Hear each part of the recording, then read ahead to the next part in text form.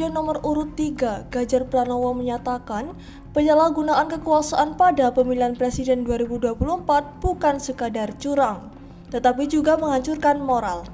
Hal ini disampaikan Ganjar saat mengikuti sidang perdana sengketa hasil Pilpres 2024 di Gedung Mahkamah Konstitusi, Jakarta, Rabu 27 Maret 2024. Silakan.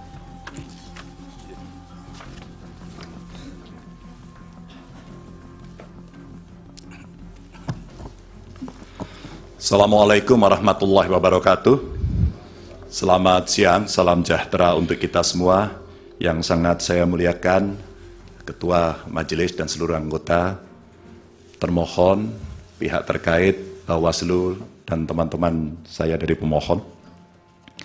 Saudara-saudara sekalian yang sangat saya hormati, seluruh warga negara yang saya junjung tinggi. 79 tahun lalu, para bapak bangsa memproklamasikan kemerdekaan negara kita dengan keyakinan bahwa menjadi bangsa merdeka adalah jalan untuk mewujudkan semua bentuk kebaikan bagi kehidupan seluruh warga di negeri kepulauan ini. Sekarang kita berada dalam keprihatinan besar. Semua kepala yang berpikir kritis di antara kita, yang peduli pada kehidupan negara dan bangsa yang bermartabat, sedang mempertanyakan apakah negara ini bisa setia pada cita-cita luhur yang melandasi kelahirannya. Negara ini lahir dengan visi untuk menjunjung kemanusiaan, kesetaraan, dan keadilan.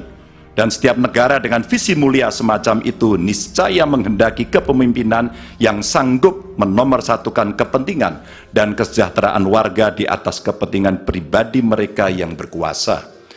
Kita telah menjadi saksi bahwa pada satu titik dalam perjalanan bangsa ini, seluruh warga negara pernah dipersatukan oleh semangat yang sama untuk melakukan reformasi. Untuk apa? Untuk memperjuangkan hal yang sangat esensial bagi kehidupan berbangsa dan bernegara. Untuk mengkoreksi pemerintahan yang saat itu kita anggap melenceng, membelenggu kebebasan warga, menebar ketakutan, dan menjauhkan negara ini dari cita-cita luhurnya. Dan kita tahu bahwa reformasi bukanlah sesuatu yang kita dapatkan cuma-cuma. Saudara-saudara kita, kerabat kita, dan sahabat kita menjadi korban. Dan kita harus rela kehilangan mereka selamanya. Mereka mengikhlaskan hidup mereka agar negara ini benar-benar dijalankan dengan rasa hormat yang setinggi-tingginya kepada seluruh warga negara oleh pemerintahan yang mampu memikul amanat proklamasi. Hanya setelah reformasi kita bisa menikmati kebebasan menyuarakan pendapat. Hanya setelah reformasi kita menikmati demokrasi yang lebih bebas dan terbuka. Hanya setelah reformasi seluruh warga negara mendapatkan hak mereka untuk memilih pemimpin yang mereka percayai. Dan hanya setelah reformasi kita bisa menegaskan aturan bahwa periode kepemimpinan harus dibatasi. Karena itu kita akan selalu menghormati mereka yang telah merelakan hidup demi memperjuangkan reformasi.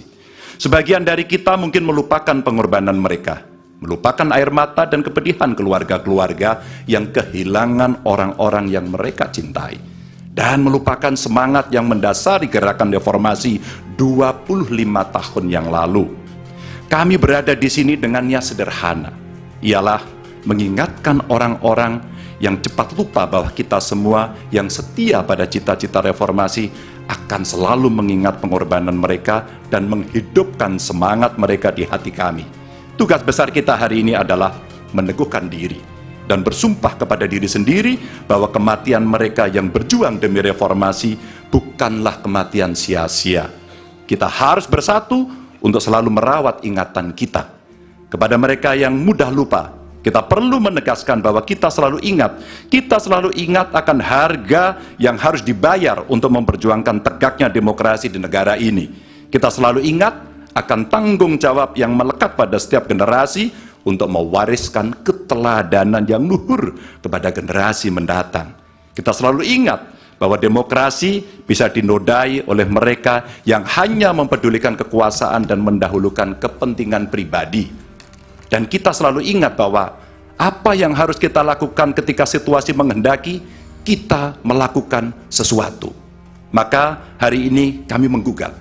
Dan lebih dari sekedar kecurangan dalam setiap tahapan pemilihan presiden yang baru lalu, Yang mengejutkan bagi kita semua adalah benar-benar menghancurkan moral adalah menyalahgunakan kekuasaan. Saat pemerintah menggunakan segala sumber daya negara untuk mendukung kandidat tertentu, saat aparat keamanan digunakan untuk membela kepentingan politik pribadi, maka itulah saat bagi kita untuk bersikap tegas bahwa kita menolak semua bentuk intimidasi dan penindasan. Kita menolak dibawa mundur ke masa sebelum reformasi, kita menolak pengkhianatan terhadap semangat reformasi. Kami menggugat sebagai bentuk dedikasi kami untuk menjaga kewarasan, untuk menjaga agar warga tidak putus asa terhadap perangai politik kita, dan untuk menjaga impian semua warga negara tentang Indonesia yang lebih mulia. Dan bagi kami, ini impian yang harus kita kejar, agar setiap langkah kita meninggalkan jejak tak terlupakan bagi masa depan yang lebih baik. Terima kasih, dan Tuhan merahmati kita semua, Tuhan merahmati Indonesia.